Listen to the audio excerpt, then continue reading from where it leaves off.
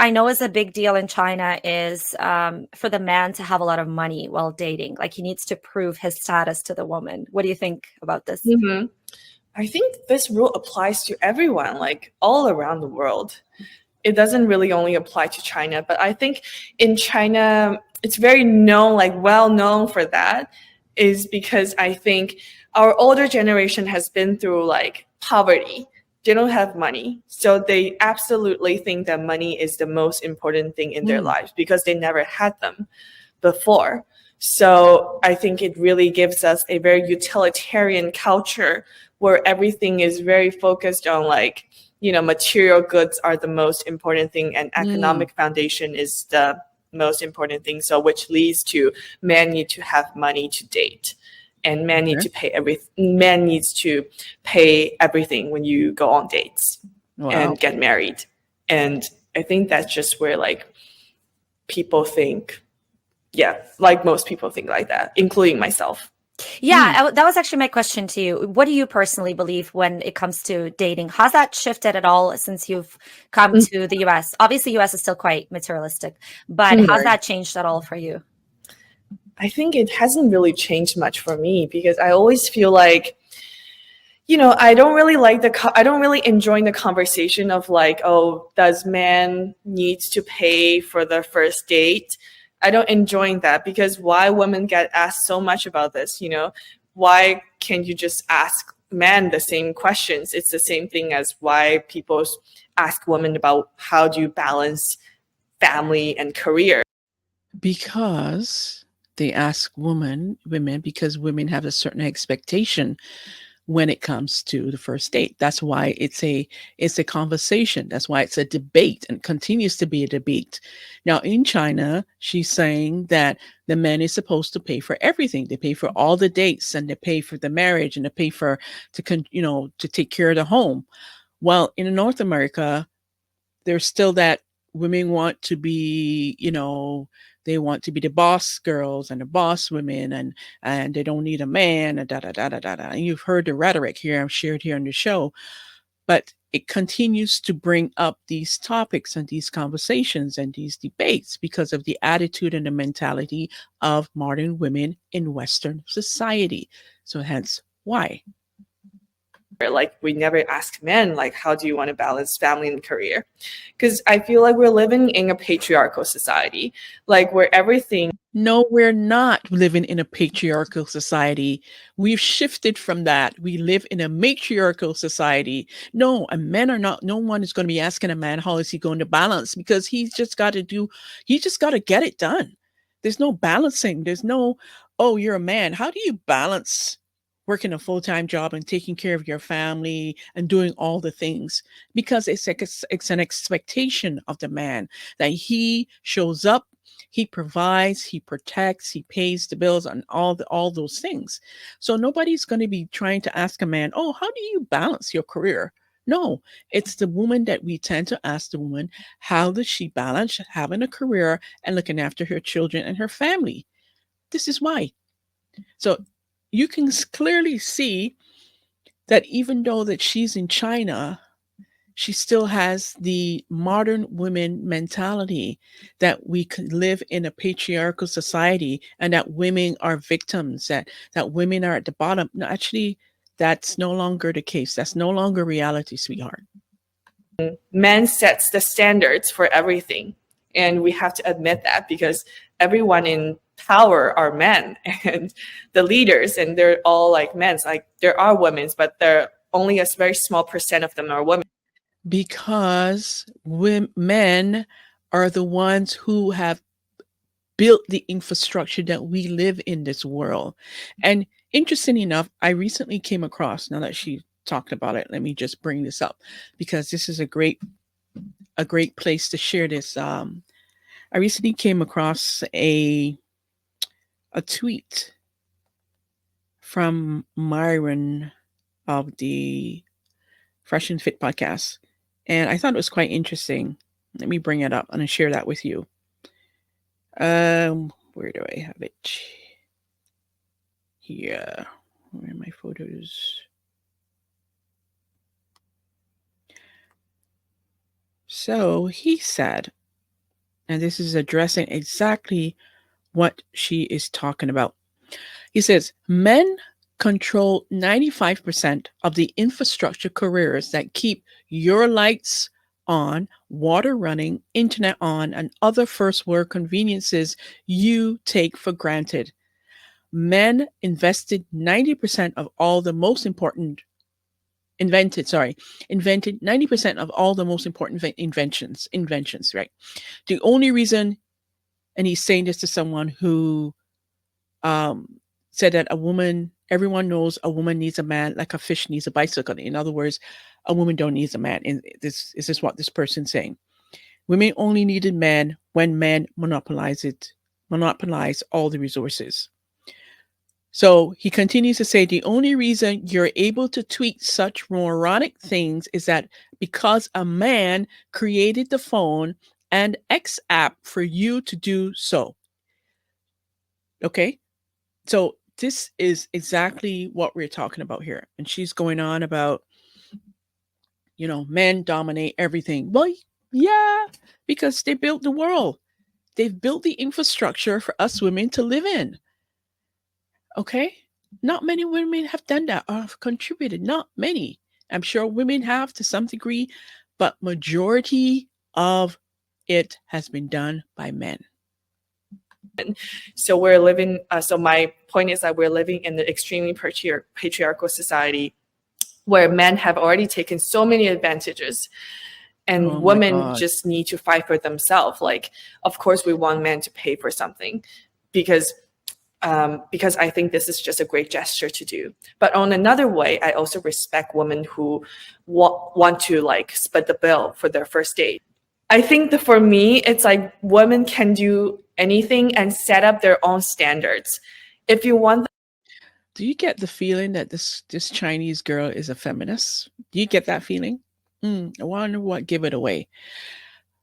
Because to me, she sounds just like a North American woman with the same mentality and the same attitude when it comes to men and relationships and the role that they play and the society that we're in and infrastructure.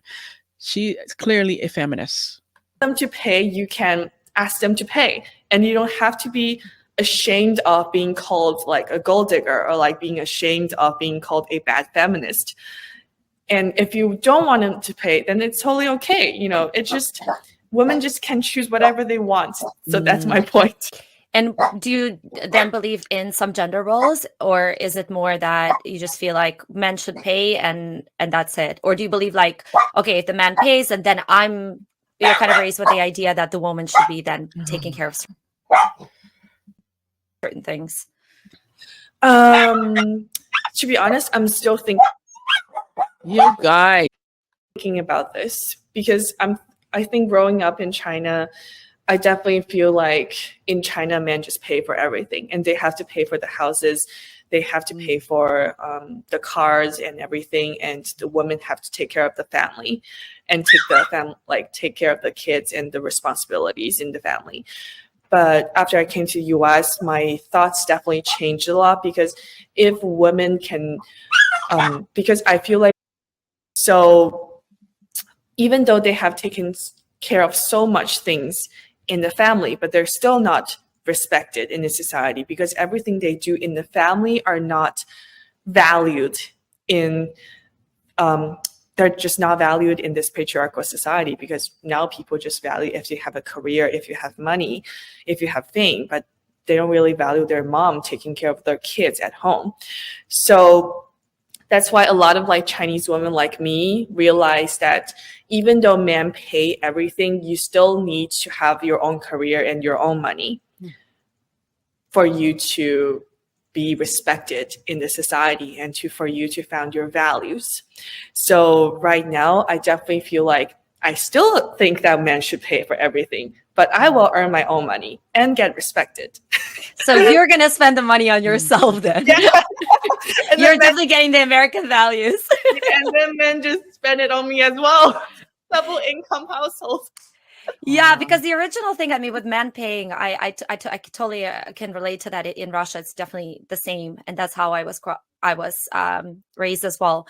But I think that the idea in China and back in like in Russia back in the day, maybe or maybe even now, is that if the man is doing that, then you're doing your part as a woman, right? So it's like it's not like just he's doing things for you, you're just taking it. I guess in China, I can sometimes feel like that as well, where like the man is doing everything and. I think there's some places in China, there's some cities where women are very much like expecting that to a very high degree as well. But yeah, I guess in the US, it's very much that like nowadays it's like the man should pay for me and that's it. Like Yeah.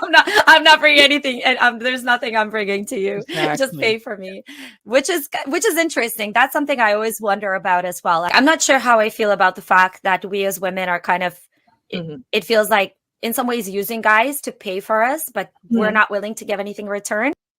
In some ways, you are using men. You want the man to pay for everything and do everything, and you don't contribute or you bring nothing to the table. Yes, you are using them. On the other hand, I do feel like men are also putting in way less effort these days. So I'm still also conflicted on that. Yeah. The best answer. The men, maybe it may be true, they may be putting in less effort, but why? You have to ask the question, why? Because they see the attitude and the entitlement of modern women and the expectations, unrealistic expectations of modern women. Therefore, some of them feel like, why should I even be pushing? I mean, that's not to say that that's the right attitude either, but I can certainly understand. That I heard from someone on the Chinese social media, like a housewife, like she's a stay-at-home mom. Like she said that one thing that I really agreed on. She said that there's no way that you can split bill with a guy because you just cannot let him pregnant for half of the time and you get pregnant for half of the time and you share the responsibility of like giving birth to a kid. What? So there's no way that you can split the things like financially, and there's nowhere in the world where men and women are equal. And I feel like a lot of times women, it's also for myself, like a lot of times I feel like I just think too much, women just care too much, but the men, I think for most of the time, they don't care about that much. If they can use a woman, they just use it and they feel fine. And they think that, that's what the world is. But women use men too. And the statement about men and women are not equal, men and women are not the same. Okay? They're not the same. They will never be the same. There's certain strength that a woman has versus a man has. We both bring different things to the table. So we will never be equal. So that's that. Secondly, women use men just as much as men use women. So that's that too. So I definitely feel like women, new generation of women, we just start to think about a lot of deeper social issues that we want to tackle, but also trying to embrace the fact that for decades, like Chinese women are facing severe like gender inequality problems where they need to just take as much money as they can from their spouse because there aren't much like job opportunities for them in the market, so they just they cannot earn money for themselves. So the only way that they can is just to take money from their husbands, and their husbands are obviously enjoying all the benefits of the wife taking care of them. So that's interesting. I definitely agree with you when it comes to China, but you still feel. But he's taking care of you too, so she's enjoying the benefits. He's taking care of you as well. So I just don't understand this logic here. Feel that in the US there's still a huge inequality, because something interesting that I've heard is that like even women that make a lot of money, they're like incredibly successful, they still want the men to be more successful. Yeah. Which I find interesting, because I think in China, as you've said correctly, it's been like women weren't making as much money as the man. So obviously because of that, you'll need the man to support you. But like nowadays we have a lot of really successful women making a lot of money and not wanting to have children either. There's a child-free trend as well, right? So they won't be taking care of kids. They probably won't be cooking or cleaning, or they'll be working as well. So then do you feel like in the US it's a little bit different, or do you still think it's relevant? I feel like a lot of times female elites, like female business people, they earn too much money, but they still cannot give up the hope that they want to find someone who earn more money, and then someone to, who are more successful, and then they have to be servile to you. That's just like not going to happen, And sometimes women who earn a lot of money, they're just torturing themselves by thinking they can find someone that earn more money than you. Like, you're already making $1 million. Like, are you thinking about like, finding people who make like 10 million and still give you, and who still like support you with that, who still give you emotional support? I don't think that's how the world is, I think men who are billionaires or like who are very rich, they want to find women who are servile to them, and they don't want to find successful women. They just want to find the one who wants to be stay-at-home mom. Yes, because they want to have a family. They want the woman who's interested in building a family with them, who's interested in taking care of the family, who's interested in building a life with them. It's not about wanting a woman who's servitude to him. He wants a woman because he knows if the woman that may be attracted to him, or he attracted to them, and she's career oriented, she may not want to have a family. She may not want to spend time with him and build a life together because she's busy building her career. Has nothing to do with being servitude. Like, this Chinese woman is very, very Americanized in her beliefs and her values, and she's a feminist, clearly. So let's fast forward to the point where she's talking about women over 30 in China. Let me see if I can just go there. But yeah, anyways, going back to we completely swerved here, but I'm always interested to hear people's opinions,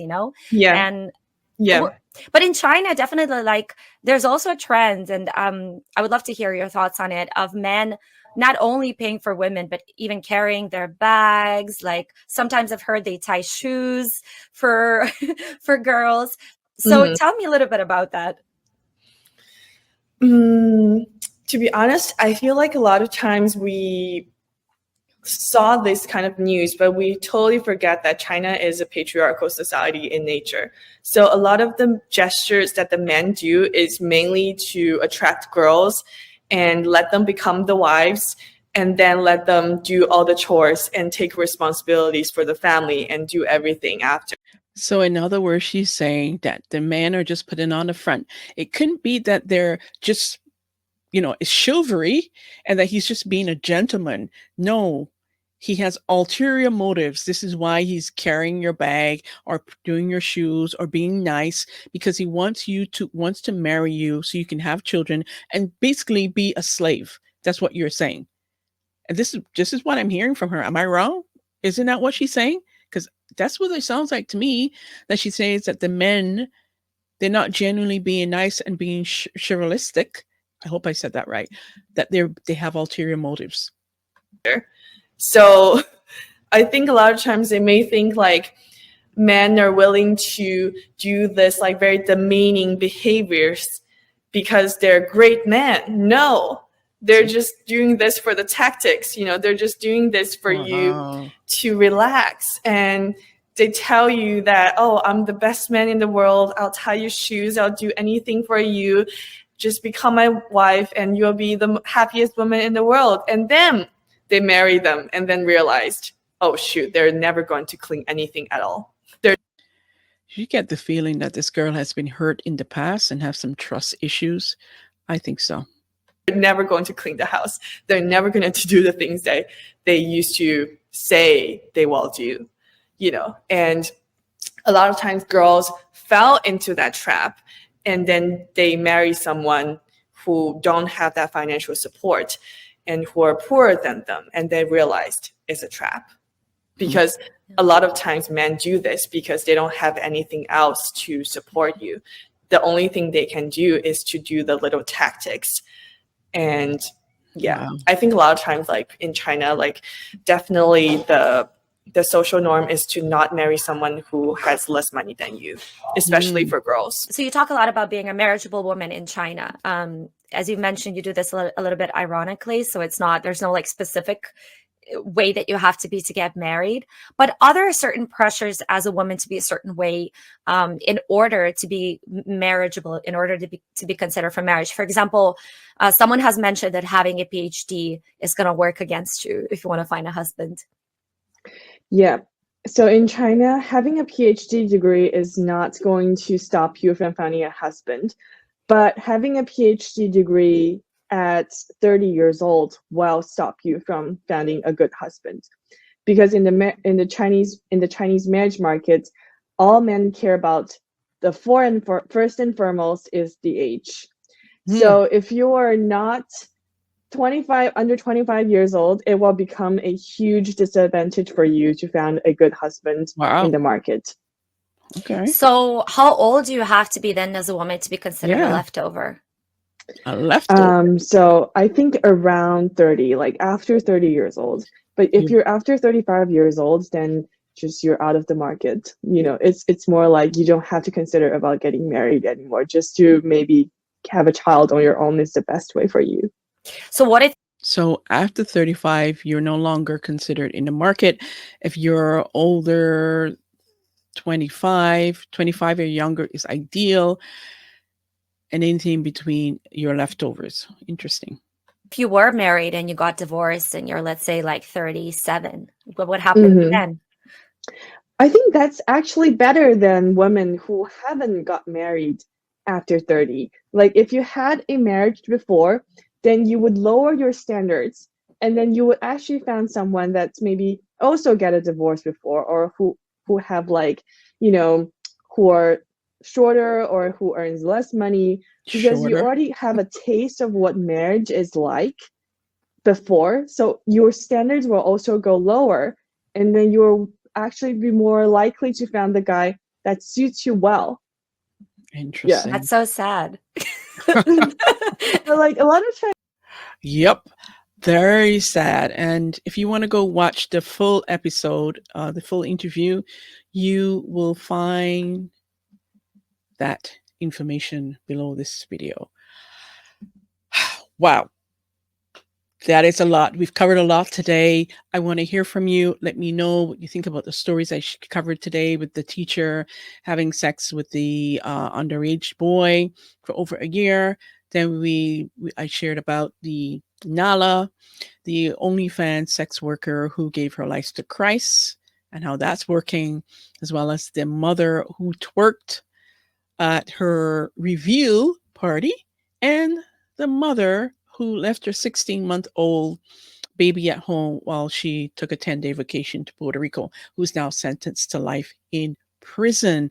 Wrapping it up with the Chinese woman who, I should say, Chinese feminist, who gave her opinion on marriage and dating in China versus the US, etc., etc. So I want to hear from you. What are your thoughts? As always, comment. I want to get your feedback. Remember to like and subscribe to the channel if you're watching this on YouTube. And if you're listening to this on any other platform, give this show a thumbs up. And I also want to hear from you. Until next time, remember, take care and bye for now.